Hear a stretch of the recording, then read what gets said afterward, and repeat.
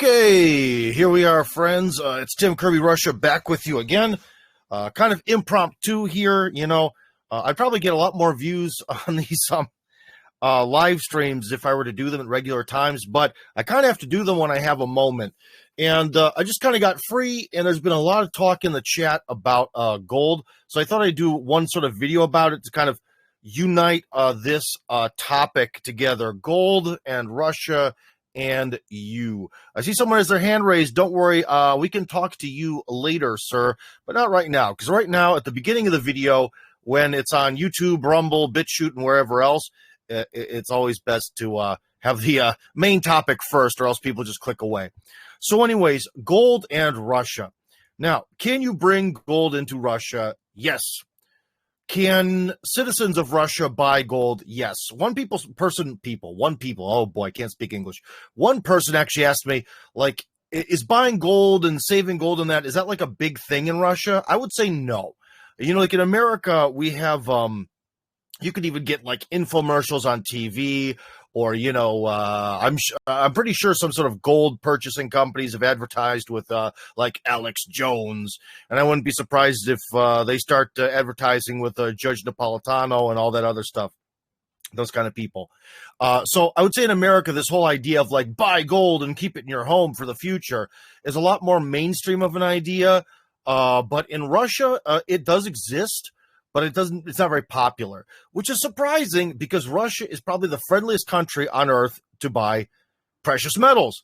Because, guys, I went to the bank. So anyways, let's sort of organize our topic here. We're going to talk about buying gold within Russia, and then we're going to talk about bringing gold to Russia. Because at popular request, some people are like, Tim, I want you to buy gold for me with your fancy Russian citizenship, so that way I can start kind of building a nest egg in Russia, and if I come to visit, or if I come to move here, I can use that money in the future. Okay, awesome. That's a good idea. I've already sort of set up the business plan for all of that. And if you guys do want to buy gold via me, we'll talk about that. But anyways, first off, let's get to the actual legalities of this. So if you're a Russian citizen, you can go to a bank. In fact, I went to Spare Bank to ask them a bunch of questions about this. And so how does this thing work? Well, you can buy gold from a lot of places. But if you buy gold from a major bank, you get that little bar of gold, be it 1 gram or 2 or 5 or 10 or 25, 500 or a whole kilogram. You get that gold in a nice sealed package with a little passport. So each piece of gold has its own little passport.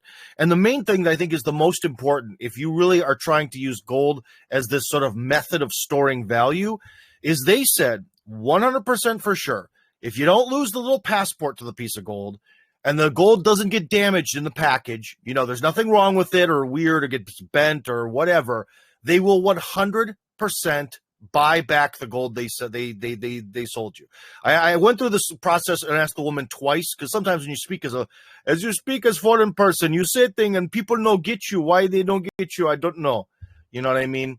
So with that, kind of lost my train of thought there. So anyways, I asked her sort of twice in a different way, and the answer was yes, 100%. If I were to start buying gold today, I could take it tomorrow or a year later or 10 years later right back to the same bank or an equivalent major bank in Russia, and they would buy it 100%, pending it has the little passport and pending it's not damaged in some way.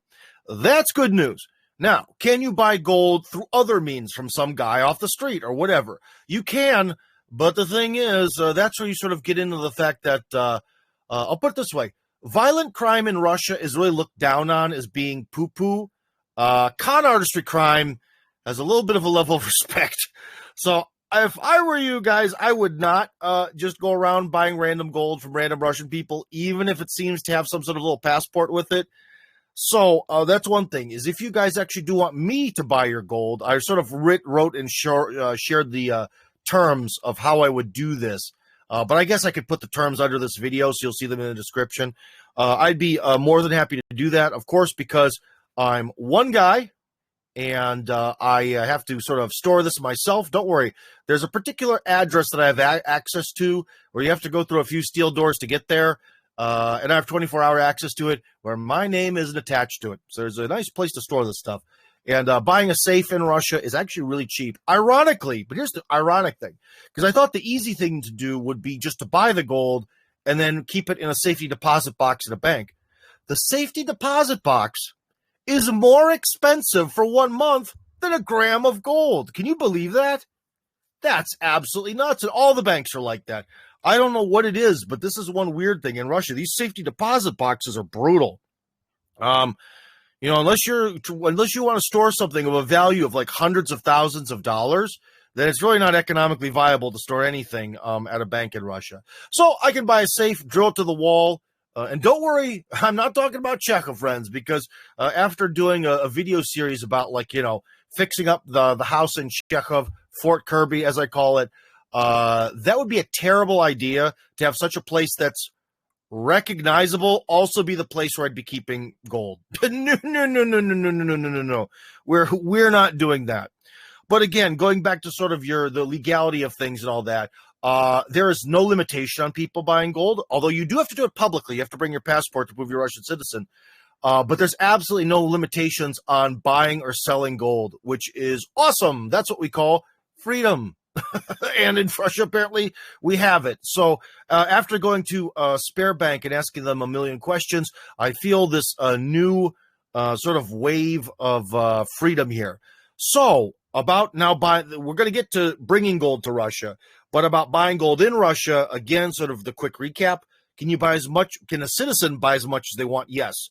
Could Tim buy gold for you and hold on to that gold? Yes, but it's not going to be the cheapest investment compared to some like major, thing in America where they're like, we're this big company, buy gold and we'll keep it in the vault for you. Unfortunately, I can't offer those kind of prices where everything is like 1% of the value or whatever. But in general, I can do it. And can you cash out that gold at any time from a major bank, pending you have the little passport and it's not damaged? Any day of the week, they said 100%. They cannot reject it, which is awesome. So I'll tell you one thing, friends, even from last year, like we're looking at the gold prices, they've increased by something like 10%. That's a pretty safe investment. It's a pretty decent investment, a little bit depending on inflation, but still that's pretty good. Pretty good. Now, again, about selling gold. So here's one thing. Buying gold, only I can do for you, but you coming and taking gold, as long as you come to me, you can just take it off me, no service charge at all. You take your gold. So anyways, you take your gold, what do? I just mentioned you can sell it back to the bank, which is awesome, or I can do it for you or whatever.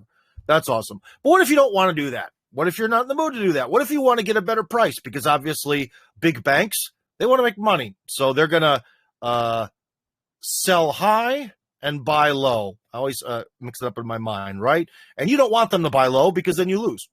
So, you don't necessarily lose, especially if you wait for 10 years worth of inflation or something. But anyways, what would happen if you wanted to try to sell gold?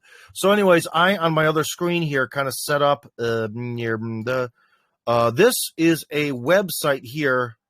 Okay, here we go. Called Avito. And Avito is kind of like a Craigslist. I forget what this thing is called in England. But anyways, as you can see, there's a lot of people and they're selling gold bars here. And let me actually make this bigger on my own screen. I can't see it. See, there's some sort of certificate here. I'm not quite sure if that certificate's still valid. But anyways, people claiming to have gold. Boy, does that look suspicious. That looks super duper fake. I would not buy that. But anyway, that looks a lot more like if you actually go to where they produce gold in Russia, yeah, that's more the way they look. But anyways, we have all these different gold here for sale. But I think probably the most interesting one is the one right at the top. So we have this one is just says Russia on it. Gold bar, 1 gram. Bar, gold, 1 gram. Why they say it twice, I don't know. But it has the Pakupka, Zalog, basically what you can use it for. Okay.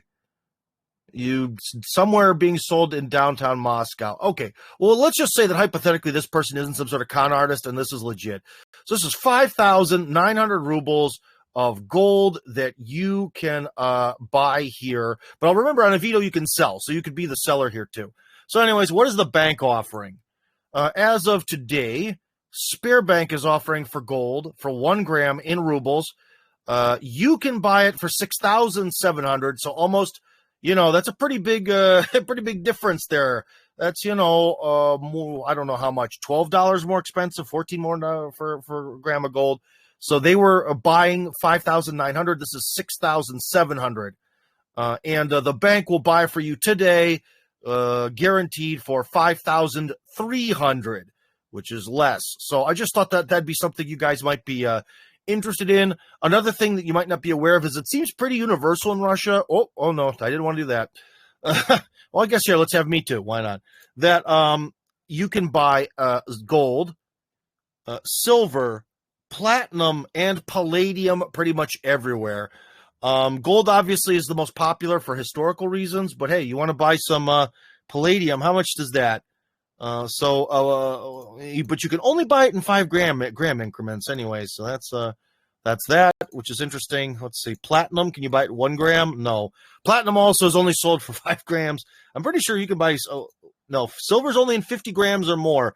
Well, so friends, this is where you get into your sort of research time because, yeah, I guess 1 gram of silver wouldn't be worth much. But anyways, I just thought that would be interesting for you. Let's stop sharing the screen. Stop. Okay. So cool. All right. So I think we've addressed buying gold in Russia and selling it. And obviously, you probably can get better deals selling it yourself. But remember, when you don't go to this major bank, you always open yourself up to con artistry.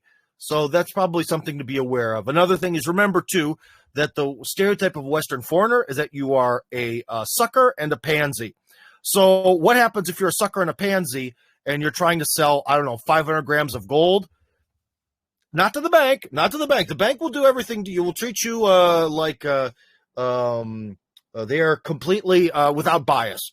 But, who knows what these people on Avito might be. They may be like, yeah, sure, meet me in this alleyway and sell me your 500 grams of gold. You know what I mean? So something to be aware of, even though the bank doesn't offer the best deals. Again, if you're going to be saving this gold for like a few years, given inflation, I think the deal is going to work out real good. Anyways, that's my opinion. You can do whatever the heck you want, but unless you have Russian citizenship, and especially if you're not on Russian territory, you're not buying anything. Also, could you export this gold? No. Well, kind of, but no. Now, here we go into the topic of bringing gold to Russia, which was very important. And this is another thing about Russia, which is absolutely maddening, is I've seen a lot of contradictory answers about this. So I'm going to tell you the answer. Now, I'm seeing this. There's this sort of site where you could sort of like askalawyer.ru. And that topic came up that this woman wants to bring from the United States a significant amount of gold coins. And there's really only one answer where the lawyer really got into the specifics and also sort of quoted at least what article the law came from. So we are going to take a look at that through a translator. Why a translator? Because I suck at translating things and reading. If you think, guys, if you've enjoyed Tim Kirby Russia over the years, if you think I'm bad at reading in English, I am really bad at reading in English or reading in Russian and then translating it into English in my mind and then directly to speech. So anyways, let's read the English version of this together, and hopefully that'll tell you what it's like to bring gold for this woman in coins. They did one thing, though, is I think a different lawyer mentioned that these coins cannot have historical significance. Very important. So they could be classified as some sort of antique rather than being gold. And antiques are more expensive and more difficult to bring into Russia. So anyways, better to bring gold bars, which are not antiques. He says, hello, Yevgenia. The woman who asked was named Yevgenia. Importation of precious metals into the Russian Federation is carried out by organizations and individuals with quantitative restrictions and licenses issued by the Ministry of Economic Development and Trade of the Russian Federation. You, her, as an individual, may import gold into the Russian Federation in any quantity without limitations, licenses, permits, etc. That's very important. So essentially, now the one thing is with this woman, she didn't make it clear whether she was a Russian citizen or not. She only mentioned being an American citizen. But anyways, I think this is universal regardless of citizenship. So can you bring gold into Russia in any quantity without some sort of special permission? Yes. Awesome. Boom. However, he goes on, if the value of the gold exceeds $25,000, you'll have to pay customs duties. Now, here's where I am losing my mind because, guys, I am not the biggest fan of law research and that kind of stuff. If I wanted to be a research-based journalist, I probably could have become one, but that is not my passion. But thankfully, on the actual site where they list the penalties for bringing, too many things into Russia or having to pay customs duties. So hold on, speaking badly. Okay. So the customs sort of penalty or whatever charge for gold in Russia is 15%. So essentially, judging by what this lawyer says, is for if you bring the gold as an individual for personal use, okay, by personal use, they mean you bring it here and you sell it to someone to have money to buy food and clothing and your necessities of life. You can bring $25,000 worth of it, customs free. Then after that, you have to pay 15%. Is that good or that bad? I don't know. I've never traveled internationally with bars of gold. It doesn't sound too crazy, but something to think about. So $25,000, then 15%. In accordance with Article 281 of the Customs Code of the Russian Federation, individuals may transfer goods through the Customs Board of the Russian Federation for personal use under the Simplified Preferential Procedure. Simplified Preferential Procedure includes full exemption from payments of customs duties, taxes, application of unified rates of customs duties, taxes, blah, blah, blah, absence of economic protection, blah, blah, blah, blah, blah, blah, blah, not important. Likewise, you should not have problems with foreign currency up to $10,000. So 10,000 physical dollars, $25,000 worth of gold. Or I would have to assume that they're not going to be, I'd have to assume that from the way he's writing this, it would be sort of, if you say you have palladium and gold, I have a strong feeling it's $25,000 for precious metals in general, and they're not going to give you $25,000 for palladium, $25,000 for gold, just to be forewarned. But then again, he doesn't quite state that, but I wouldn't risk it. If the amount is more than $10,000 of cash, then it will be subject to a compulsory declaration.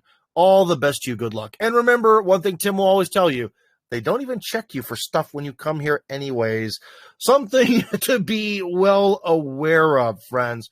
So this is very, very interesting. Now, again, going back to sort of the cultural context about gold in Russia, there is this belief, which is very much based on the fact that it seems like every, at least physical book, tourist guide about Russia, it was written in 1992, 93, 94, 95, and they don't want to change them.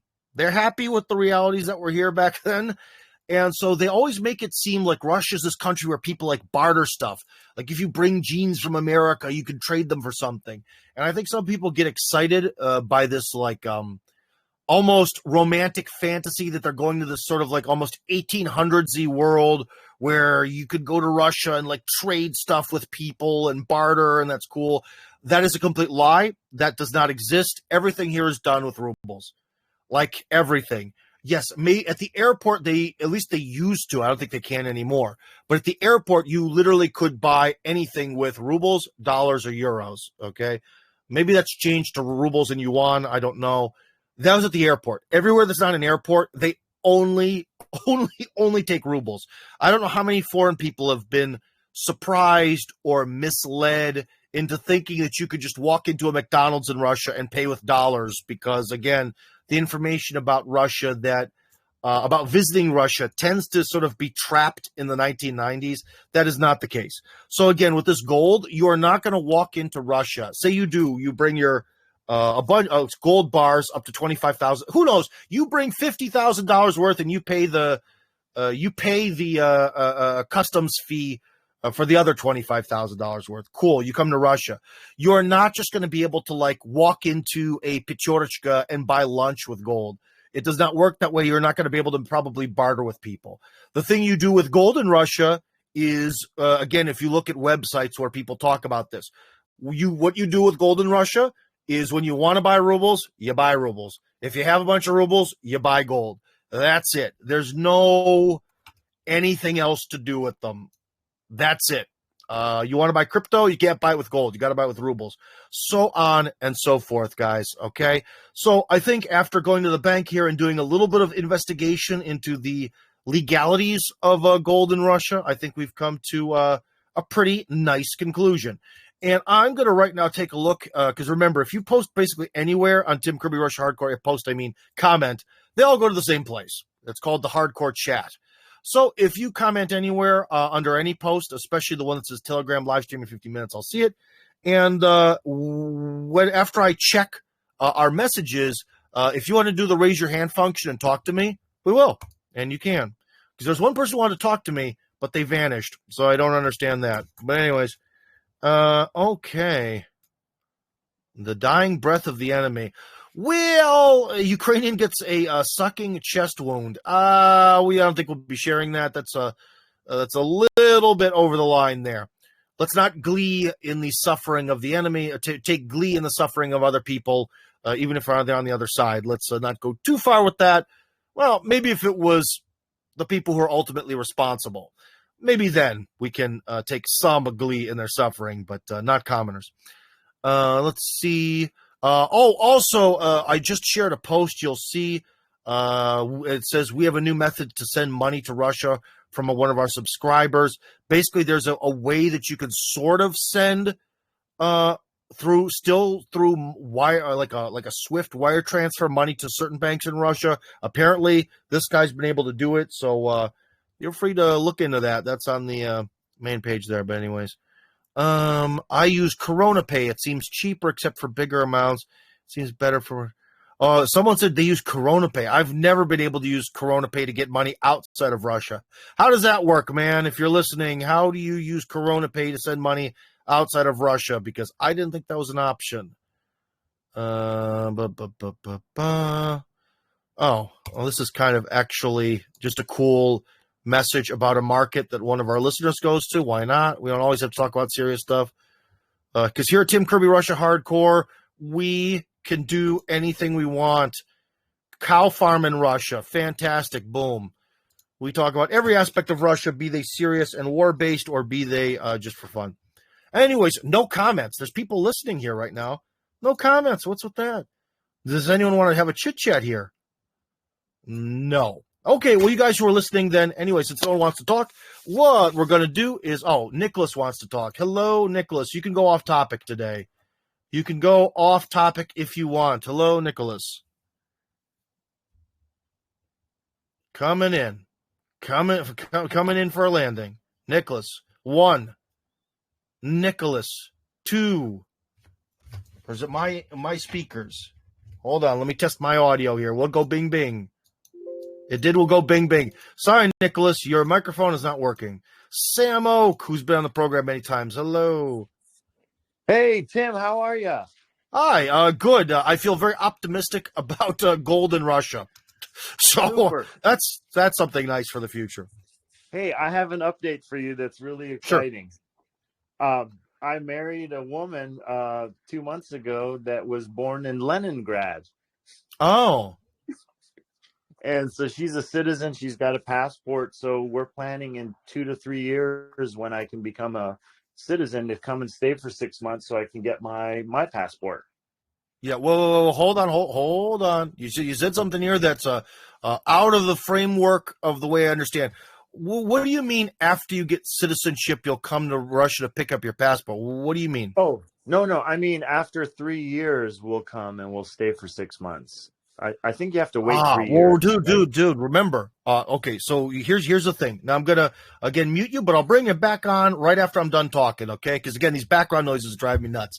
So if you get married to a Russian citizen, it means you have to be physically present here to submit the temporary residency, which means after you get temporary residency, you have to spend 6 months plus 1 day on the territory of the Russian Federation.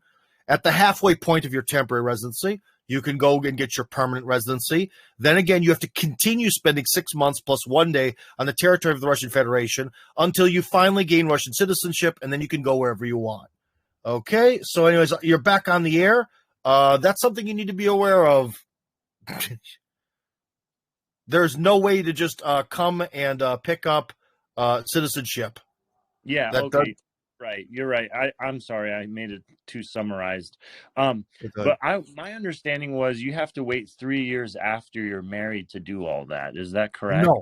No, absolutely not. I don't know where you heard that from. You could the next day go to the what's it's called UFMS or Migration Center and submit your documents. Cool.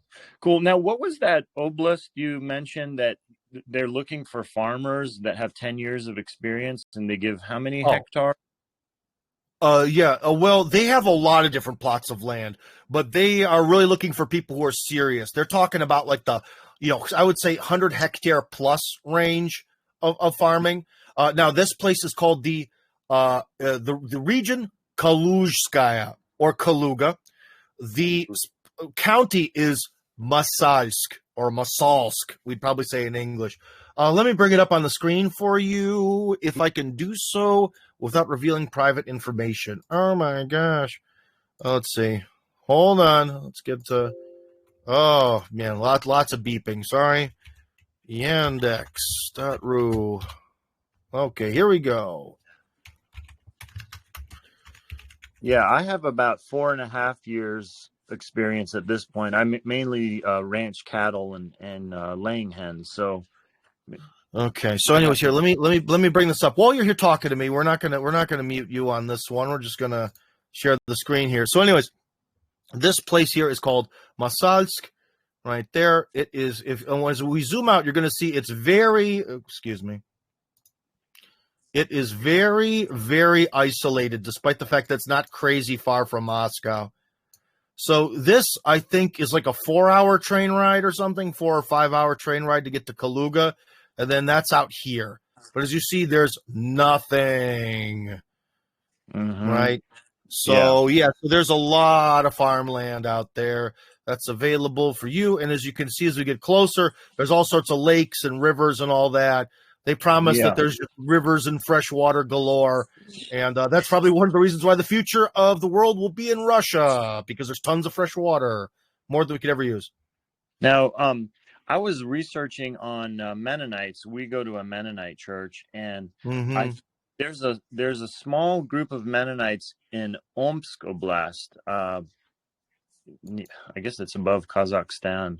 It's much closer to Kazakhstan than anywhere else.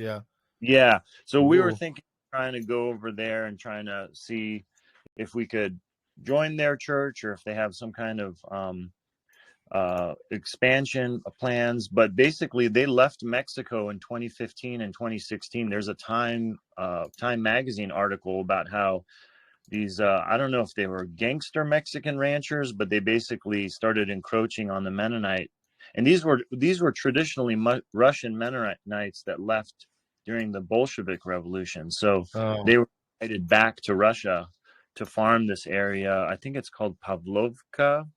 Well, then they were probably from the German-speaking Russian, sort of the Russo-Germans or whatever. But yeah, that's very possible. A lot of people left Russia during the revolution, man. It's crazy. So yeah, as you can see, Masalsk is very small, and although there's a nice new car right there, the car is I guess we're filming kind of backwards here. But anyways, yeah, a little more beat up than a lot of places in Russia. But then again, that's probably why they want to help people move there. Oh, that's actually a nice building. Probably why they want to kind of help people move there. So anyways, real small town life. Yeah. So that's all right. Great. And now I have another question. Can you wear jewelry and bring jewelry? Because I know in the United States, the law is if you have gold on as jewelry, it does not count as the amount of cash or jewelry or gold. Well, I would say I'm probably sure it's very similar because there's a lot of international agreements. So one, based on the fact that in America you can do that here, I would say probably yes. And two, like I said, a million times that people don't seem to understand. When you get off a plane in Russia, there's no drug sniffing dogs. They just let you off the plane. I don't know. Maybe it's changed because there's a war on, but every time I've flown internationally before that, and all the people I know, and I believe our good friend Daniel chimed in last time we talked about this and confirmed it, they don't even check. They don't even look, and they don't care. So I would say that, say you have, for some reason, like a 0.5 kilogram gold Cuban chain. Yeah, if you probably wear it, they just will be like, whatever, who cares? Yeah. You know. Right. Well, thank you so much. Now that my wife is convinced of you, we'll Yeah. be sending you something through Boosty. It's just Oh, boosty.to, right?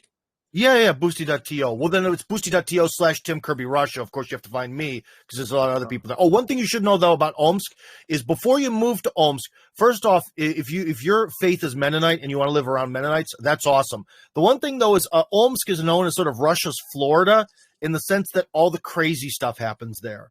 Like there's that old expression, "Dog bites man isn't news, but man bites dog is." Like Omsk is the man bites dog capital of Russia. So it's something you might want to be aware of, like of just everything that's crazy happens there. So Okay, what's the craziest thing that's happened there in recent memory? oh man, hold on.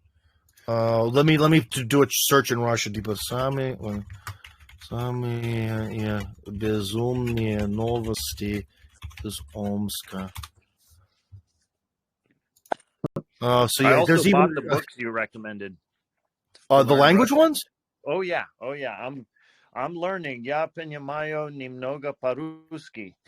Хорошо, что ты понимаешь. Молодец, братан. All right. Very good. Now, where is the... Oh, I'm so bad at doing this stuff. Wait, it's Telegram? That's what I'm using. I'm using Telegram. Oh, my gosh. My brain refused. So anyways, if we share the screen. So let's do this. It says here, this is like the most famous news from Omsk, gathered by Fishkinet. Fishkinet, what used to be the ultimate place where if you were bored at work, you'd go there just to like talk about memes with your coworkers. So in the Omsk region, Kristave, oh my God, I forgot who that is. That's like the prosecutors stopped with that's a yeah. So stopped children from being in contact with dangerous roosters. Okay.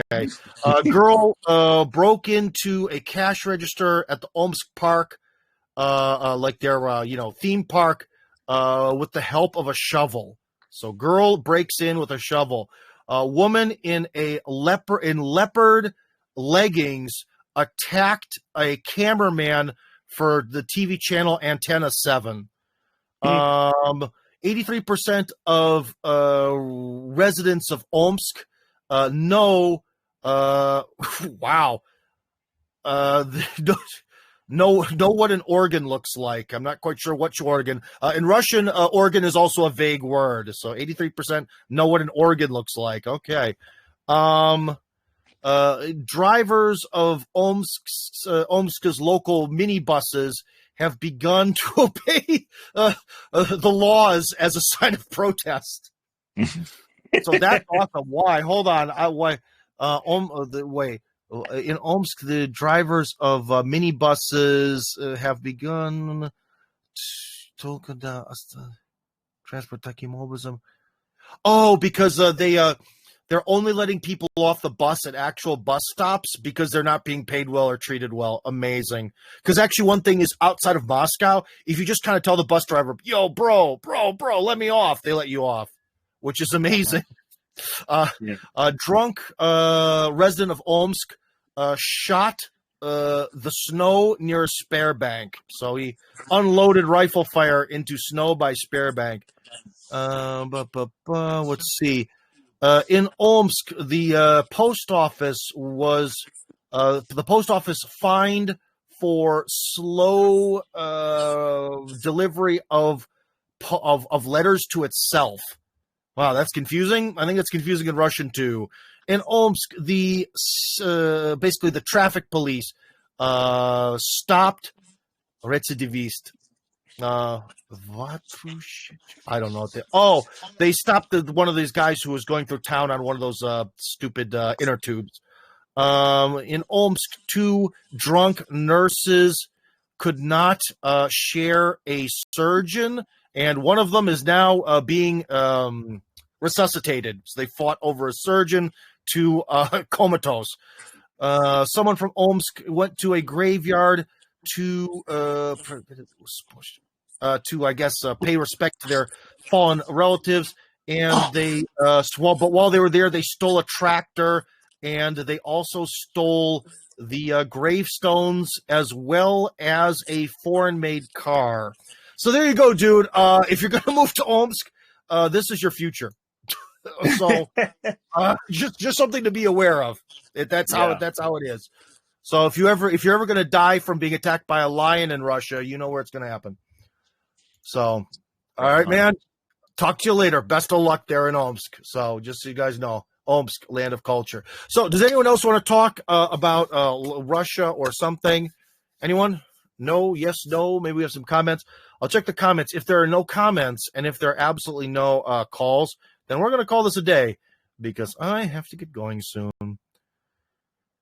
So let's see. That's not about our two.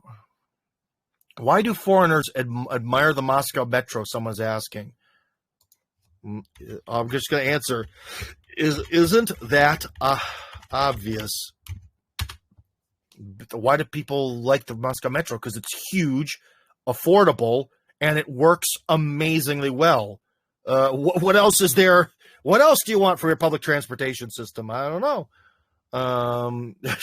Someone sarcastically answered him, do an image search for Chambers Street subway station in New York. There we go. There's some nice sarcasm. Okay. Jason is here. Hello, Jason. Hello, Jason. Oh no, I really want to talk to you. Please. Yes, you're here. Yay. All right. I'm finally talking to you, Tim. All right. It's taken quite a while, but I'm really, really curious about, I'm a teacher. I teach English, and I'm really curious. I know we talked about this before, but I'm really curious to find out what are the best places to go to because I want to get an idea first about Russia. I don't know anything about it, but I really, because I'm very interested in Vladivostok, but it's very far away, and I'm looking at maybe an easy way to get in and get a feel of the industry and to get a feel of the lifestyle there. And I know that it's not your forte, it's not your industry, but maybe I can give you some advice on this. Okay, so hold on, Jason, but because I know you're part of the New Zealand Truckers Convoy movement, let me tell you that I think we've talked about this also personally, if memory serves me correct. But I can add one major thing is that if you ever want to have more interaction with, say, New Zealand, being in Vladivostok is a much better option. Because especially with sort of like the war on and having to go through intermediary parties, it's going to be a lot easier to fly in and out of Vladivostok. However, if you're one of those people who's just like, I want to come to Russia and live there just to live there, and I don't care about international travel, okay, but still, Vladivostok's really growing right now. I mean, it's kind of growing. I mean, it's like really growing. So I think there might be some decent opportunities there. But about teaching English, you definitely want to have one of those teaching certificates. But the one thing is with teaching English is your jumping. It's your springboard. It is your intermediary. It is your bridge. With the exception of Daniel, who might be listening, who loves teaching English here. God bless you, Daniel. I'm glad you like it. I really don't think that teaching English is a real long-term viable career unless you love it. If you love teaching, then it is. If you are just like, well, I can do this for a while, it's going to destroy your soul after 5 years. So one thing, too, also is that because a lot of English teachers in Russia have been sort of transient, like basically they're young men and they come here and they want to party for 6 months on a visa and someone else's money and they don't really work well. Because of that, it's really the way that these major English teaching institutes look at you is going to be very negative, okay? So it's a very sort of pessimistic, traditional Russian way of doing things. So don't expect to be paid a really fair salary. Don't expect to be treated particularly well. Don't even really expect them to give you a new visa after your old visa expires. It's kind of one of these things where if you can work out online, you look for these English teaching companies and you're able to sort of negotiate with them to get a job here. Never really expect that job is going to last longer than the amount of time on that visa that you get. Okay, man? So that's the main thing. You should really, while you're here, again, unless you love teaching English, it's your passion, you immediately need to start looking for a wife or looking for some other job that'll give you a visa to be here or some other career opportunities or something else to kind of start to try to build that foothold to be here. Because I've been told by various people and various videos that say you go to teach English in South Korea, they're going to organize for you to have an apartment. You know, they're going to put you in this school. They're going to equate you with the people who work at the school. They're going to probably pay you like $3,000 a month, which when you don't really have high expenses, you know, because the apartment's paid for, so you're kind of just paying for your own food. That's actually a pretty good salary, even by American terms. If all you have to do is eat, $3,000 is not so bad because most English teachers tend to be single. So you think that's actually a pretty good career opportunity. You ain't going to get that here. You ain't going to get anything like that kind of treatment here. Here it's going to be a lot more sink or swim, you know. They might help you find an apartment, but you're going to be paying for that help and you're going to be paying for that apartment. So, Jason, did that actually help you or answer any of your questions? Yeah, I've been teaching English since 1999. I taught in Japan for almost 10 years. I taught in China for 7 years. I've been in Vietnam now for almost 7 years now. And Vietnam was what you just described, sink or swim. Japan, China, Japan, I did my own business. I had my own private school, and it was completely tax free. And I made a good amount of money. I made about $80,000 a year, US. Oh man, China, dude. You'll never make $80,000 here. Never. I'll tell you that much. Well, it's gone down a lot. You know, it's 1999. It's now 2023. It's gone down a lot. The entire industry has changed. But my point was, I understand that because I've been living in Vietnam on a tourist visa for almost 6 years. Right? So this is the first I've actually experienced. This is the first two countries I was served it up. Just exactly how you described, you know, like you said about Seoul. You get a good salary, work for a Chinese company, they give all you the housing and all that. But in Vietnam, I did everything on my own, and so I understand the whole concept. The thing is, what's the best way to get to Vladivostok in terms of travel? Like, what's the best route? Do we go through Japan? Like, I'd have to assume that right now because of the war through China. Like, I don't know here. Let's look. But also, like, dude, the amount of money you're making in Japan adjusted for inflation, that's insane money in Russia. That's like 1%er money. So again, just so you be forewarned and other people who are listening, I know you kind of get the point here, but other people are listening. Adjusted for inflation, the money you were making in Japan in 1999 is $146,000 a year, which is works out to be 851,000 rubles a month. That is baller money. That is like, you know, luxury lifestyle money.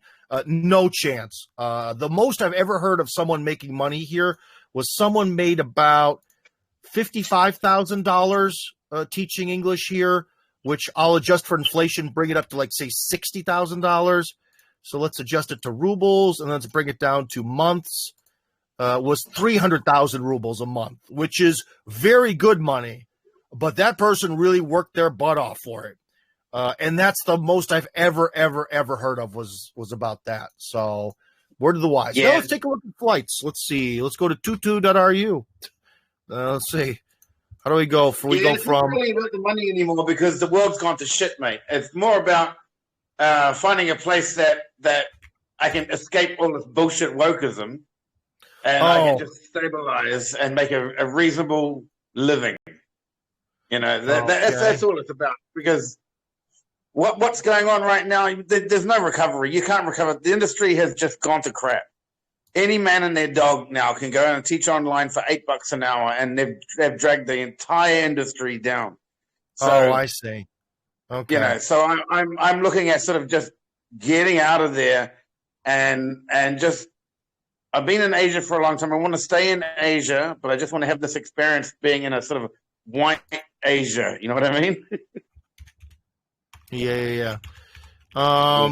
Unfortunately, directly from Vietnam, not a lot. Let's see. Let's Let's go from chickadee China, the Chinese chicken. Chinese chicken. Yeah, I know that one. Boy, wow. In fact, you know, I think because of the war, this is awful. This is. Oh no! Wait. Oh, I'm so, you know, or at least on this website that I'm looking at, boy, it's a real dismal situation, man. Even through China. So basically, I have no answer for you. It's real bad flights. What do you mean they're bad, or they're just not any flights? They're all with they're like Arab airlines flying through China, so they have all these like layovers and transfers and all this stuff. Like everything was all like, you know, Qatar and Dubai and all this other stuff. I know Dubai flies here, so you might have to fly. But the thing is, then maybe actually Moscow is now actually closer. Like if they're not flying Moscow would probably be closer. If they're not, because there were no flights, no direct flights, Beijing to Vladivostok, which is insane. There used to be like multiple every day. Now there apparently are zero. But I can't tell you, Dubai flies to Moscow for sure. Do you have high-speed trains? Do you have bullet trains? None that go to Vladivostok. But yeah, there are high-speed trains here. To Vladivostok, would I be expected to take a bus or a domestic flight? You could take a train, but it takes a week. Fly it. Fly it, right?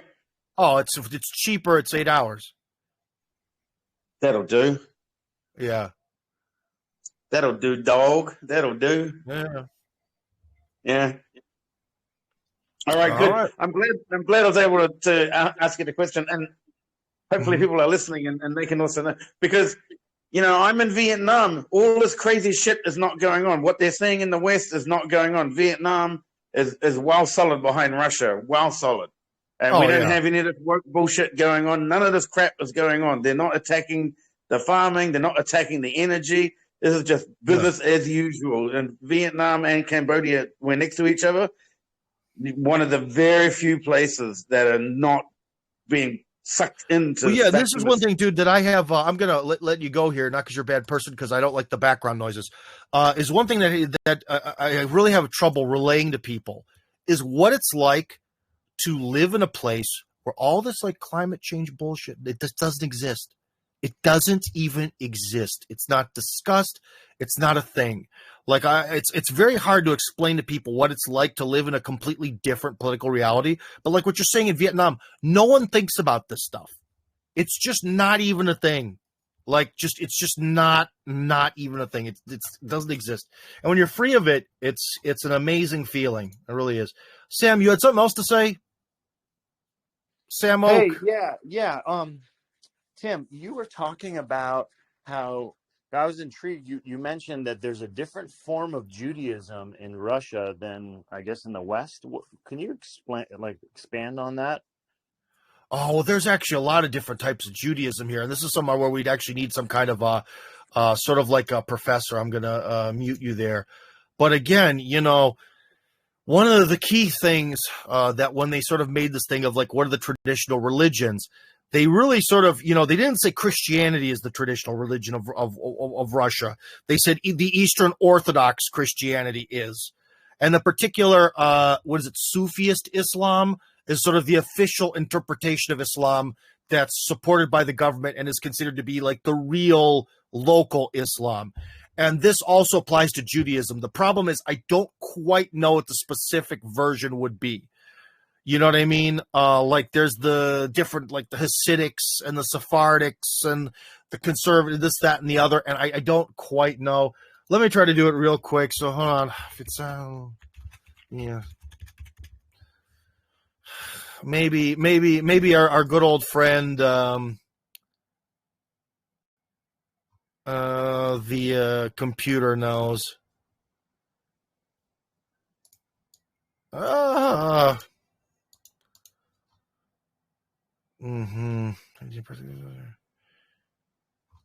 boy, now we're getting into constitutional law. I do not have time for that.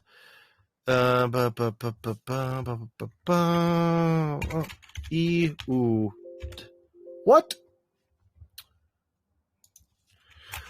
Boy. Hold on.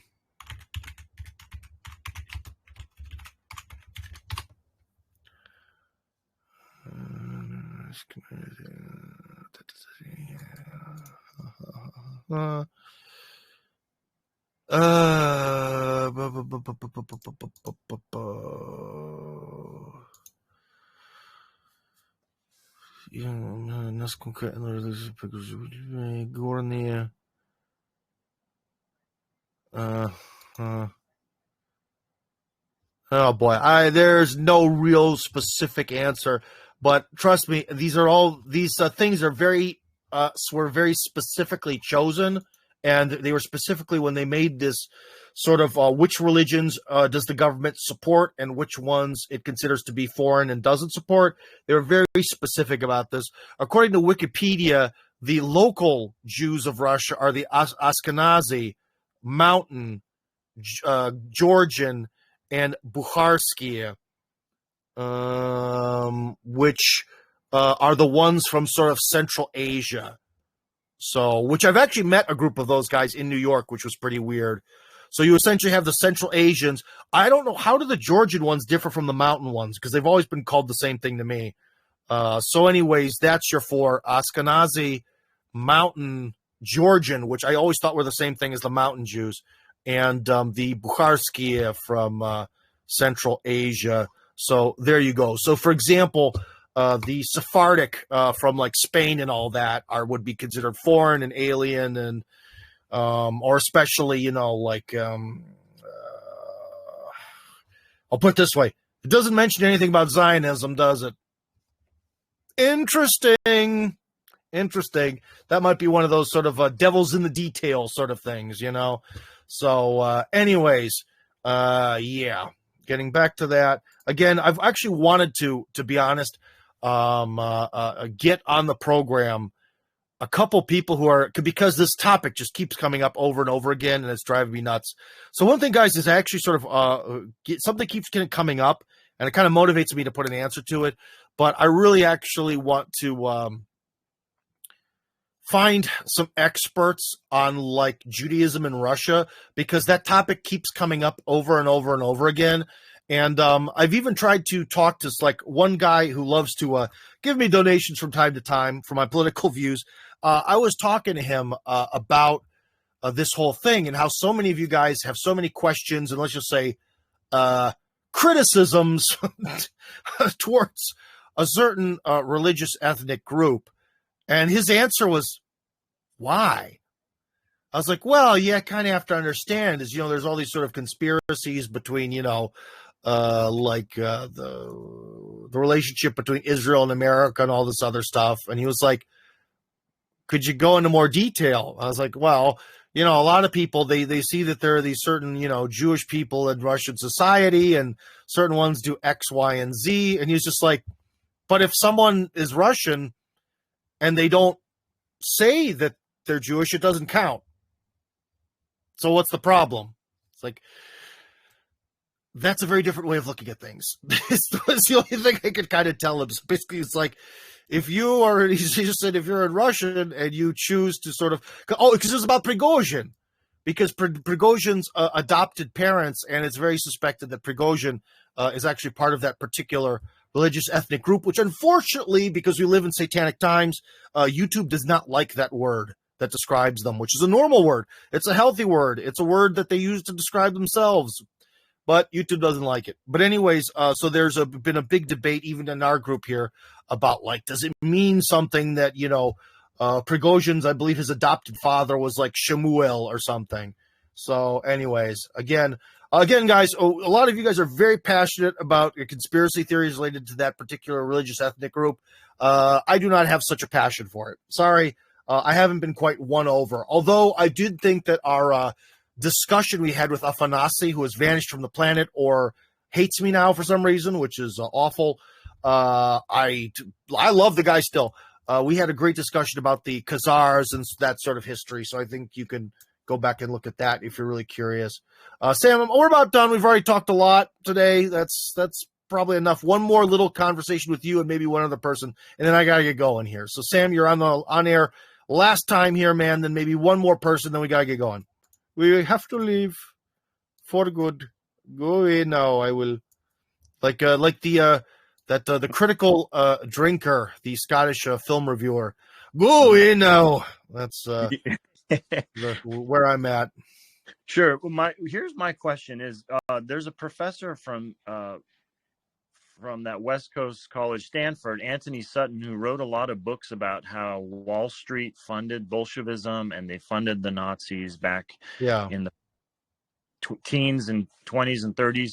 Now, what it seems to me is that somehow Russia, and I think God had a part in this, and possibly the Orthodox Church, because I do respect the Orthodox Church and how they hold their line, is that Russia threw off a lot of this social engineering at a governmental level. They somehow, I guess it was between Boris Yeltsin handing the power to Putin, who he said was unbribable. What is your thoughts on that? Maybe you could have another topic on it another day, but how is it that Russia broke the social engineering and they are able to stand firm now? I know they paid off the IMF in 2005. They have no debt to the World Bank.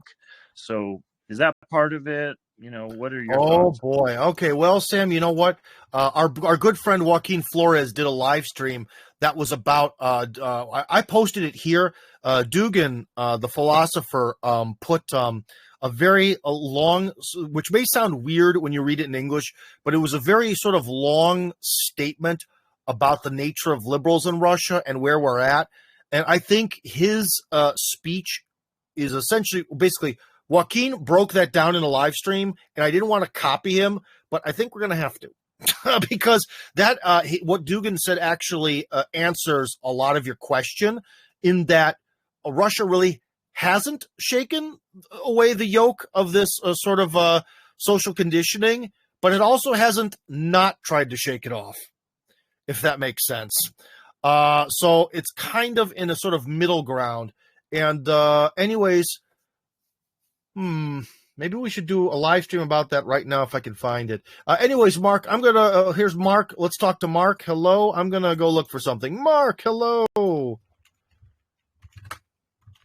Hello. Mark. I'm here. Hi. So you had a question.